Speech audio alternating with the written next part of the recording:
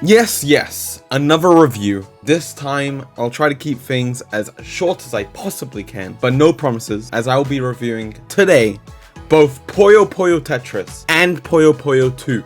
But you probably already know this, since you've probably read the title of the video. I'll be going through the gameplay, graphics, the music, the story of both games respectively. But at some points, I will be combining both games into one, simply because both games are actually incredibly similar, with the only major difference being the stories and probably some of the gameplay themselves. So that's why I'm doing the review of both games instead of doing it separately, because they're actually very similar, and it's probably better if I do decide to review it together instead. So because I'm going through the stories of both games, there will obviously be spoilers throughout the review. So if you have not already played this game, please stop watching and go play the game yourself. Or if you simply don't care about spoilers, or you already played the game, then yeah, go ahead, watch the review. Now, before I get into the core of the games, the core gameplay and the story, I should go over the things that are pretty much exactly the same in both PPT 1 and PPT 2. The first of these, of course, is the graphics. The graphics for Puyo Puyo Tetris, when I say this I'm referring to both games, are pretty simple, seeing how this game is simply a puzzle game with some visual novel segments for story. So there isn't really much to talk about here in regards to graphics, except for the fact that both games just truly look great. The character portraits and designs overall are pretty pleasing in PPT 1 and are pretty much improved for PPT 2. I did like how you could choose your own portraits in PPT 2, making playing the game online a bit more personal, and the fact that the designs of these portraits look good made this a lot better. The main thing about Puyo Puyo in general though are the characters, and so if the characters looked bad, then it would really have made the game less fun to engage with. So I'm really glad that the character designs looked good and that they were improved for PPT 2 overall. The background art in the different chapters throughout the game are always pleasing to look at too, and the designs of the Puyos and Tetraminos themselves are also pretty great. Overall, again, there isn't really much to say about the graphics, so that's really all I can say. All in all, good graphics, I like it, especially for being a visual novel style game. Pretty simple, clean style, very nice. The music is kind of like the graphics in that I don't really have much to say overall. Well, I never really have anything to say when it comes to music, but this time I truly don't really have much to say.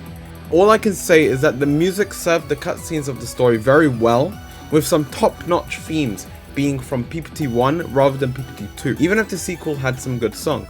For example, when you first saw PPT 1's story, you're met with a very casual song that really fits the mood of the setting. All is well, nothing's going to go wrong. And then, when you're at the end of the story, you're provided with some pretty well placed tracks to set the mood for the end of the story.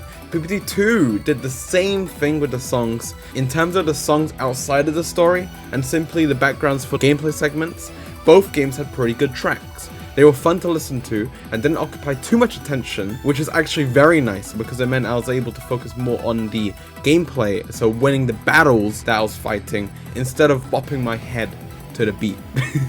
The main menu song for both games was pretty good, and they were great for leaving in the background while doing other things entirely, but nonetheless, both games had pretty good songs and were pretty similar tracks overall anyway. Also, a quick note, I won't really be diving into the online aspect of either game, since I never really played the online stuff all that much. The most I ever really did was play with some internet friends, shoutouts to you guys, and play with some bots. Playing with friends is something I should be able to comment on though, and I will. Each time I attempted to play with these friends, they're from across the globe, the lobby went fairly smoothly at the start, but then it catastrophically failed immediately after the first round. I don't know if this is to do with our internet providers or if it's to do with the game servers overall, but from my experience, you need to fully expect heavy lag if you're going to be making your own lobby. So if you're going to be playing with friends from across the globe like we did, expect lag, expect it, is a given, is 100% going to come.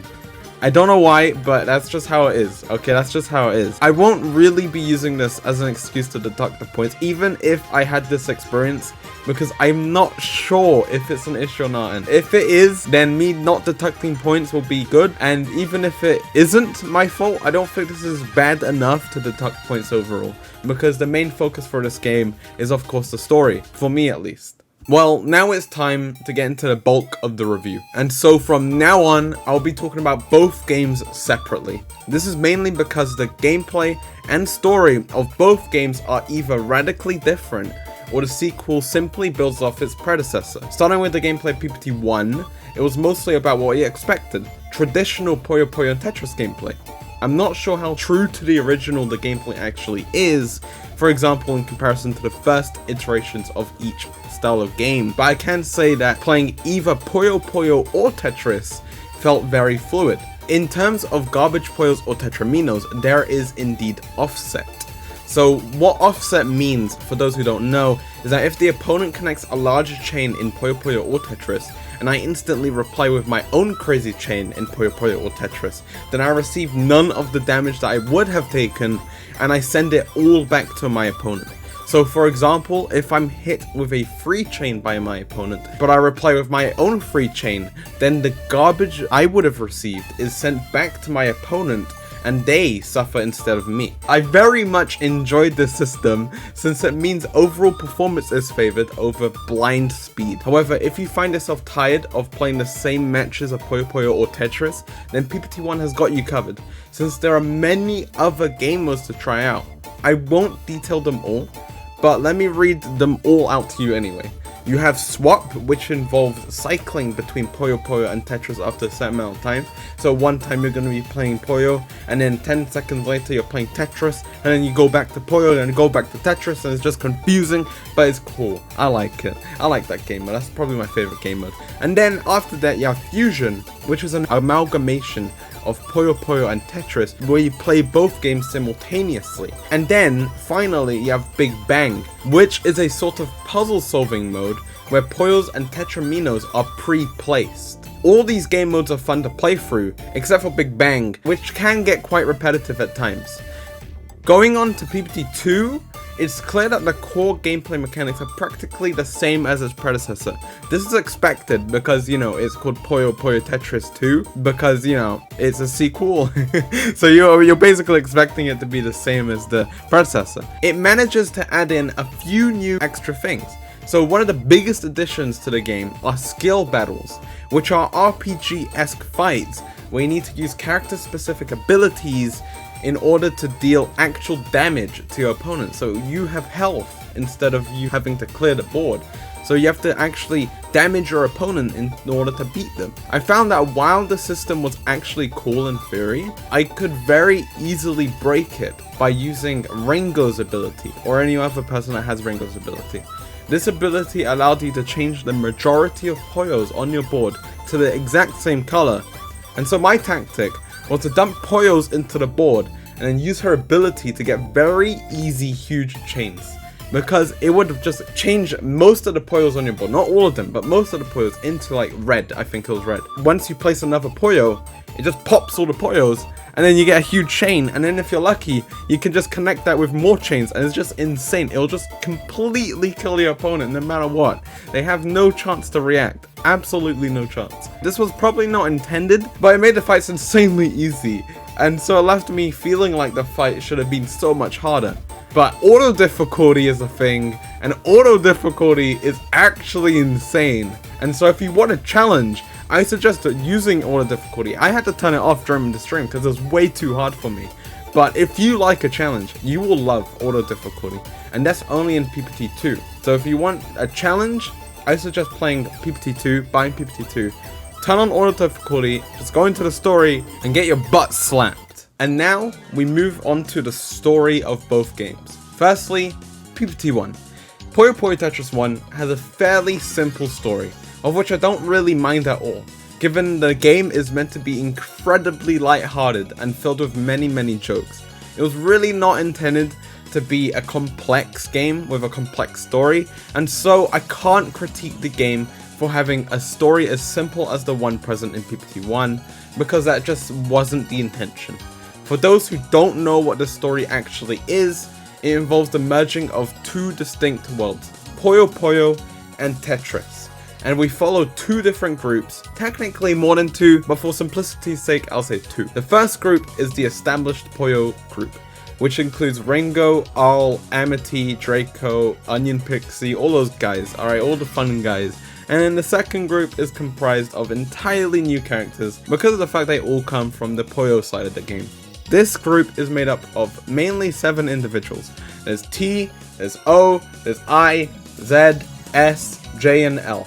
There is an 8th individual, X, but he is the main antagonist of the story. So I can't really include him in the new group, even though in PPT2 he does join the new group, kind of. In terms of the characters themselves, there was no actual character I would deem to be badly written. All the characters were great, they all had their own gimmicks, it was all good, and they all play well together. J and L were probably the only really annoying ones in the game, but that was very, very intentional, and so I can't fault the developers for making annoying characters, because that was literally the intention, to make annoying characters. Most of the jokes landed, and some of them were quite surprising given this game is meant to be for children. I'm looking at New Shezo. X's character as a villain was pretty good too, and his motives for merging the worlds made sense. I did like the subplot of him being S's real papa, spoilers, as it allowed the game's story to have a bit more depth overall. But I can't really say anything spectacular about the game's story, as it was only ever intended to be a fun little story you play to laugh and enjoy. PPT2's story built off its predecessor in a unique way, with the story starting out much like how PPT1 did. I found this quite odd at first, as I thought the first game simply got retconned entirely, but as the story started to unfold, it became clear as to why the game started out as it did. In terms of the new villains for this game, Mal and Squares, they managed to serve their purposes very well. I would say that I still prefer X in comparison to them, but this doesn't make them bad villains. Well, okay, I know Mal doesn't really count as a villain, since it was revealed that Squares was the one who made Mal Desire fun, but I'll just pretend that she's a villain. Squares though, he was definitely intended to be a villain. I did enjoy the fact that he was basically a spoiled man-child, but in regards to his actions and why he did those actions, it doesn't make sense to me. Like, spoilers, but he desires order, right? He desires order, and he witnessed the main characters from PPT1 call out to each other, despite not remembering the events of PPT1, right? Well, obviously, to him, this is a breach of order. Now, in my opinion, the solution to this issue is to get them to stop calling out to each other by further separating the worlds. But instead, he decides to evoke even more chaos by merging them again, only for them to group up, allowing him to kill them all. I don't understand why he would do that, but given he's a literal man-child and has no sense of what to do at all, I can see why these are his motives. Kind of. I mean, maybe the intention was to demonstrate how stupid he is, but I don't think it worked out all that much in the story. Again, it doesn't really matter that much because this game was never really intended to be a deep experience. It was only intended to be a comedic one. And so in terms of comedy, I would argue that it succeeded, both for PPT1 and PPT2. So yeah, I think that about covers everything. All in all, both games are pretty solid and have fairly great stories. If you're looking to buy these games, I would recommend it both for the gameplay and for the story. Maybe buy PPT2 if you're looking exclusively to play the game modes themselves, because I imagine PPT2 online is more popular than PPT1's online. But if you're looking for a good story with very good jokes, then I would recommend PPT1. But only if you can only afford one of the games, for whatever reason. This is because the story is a lot simpler, easy to follow along, but also because Onion Pixie's in it. Onion Pixie's not in PPT2. It's sad. It's a disaster. I don't know why he's not in PPT2. It's so sad to me. Anyway, yeah. If I were to rate these games separately, I would give Puyo Puyo Tetris 1 a solid 5.6 out of 10. And then I would give Puyo Puyo Tetris 2 a solid 5.2 out of 10. Now note that these ratings consider the other games or shows I've reviewed on the channel, and so these ratings need to be in accordance with this scale, so take it with a grain of salt. If I were to rate these as Puyo games, then I'd give them both a solid 8 out of 10. They're pretty good. They're very good. I like them. But for the scale that I've established, they have to be on the 5. They have to be on the 5. Yeah, thank you for listening to this review. And if you want to check out any more reviews that I've made or just other content that I make, because I make a lot of content, not gonna lie. But yeah, check out my channel if you want. If you don't, well, goodbye. Thank you for coming. I hope you enjoyed it, and I hope to see you in the future. And for those who do want to watch other stuff, you can click the videos that show up in a few seconds, because they're gonna show up like right now.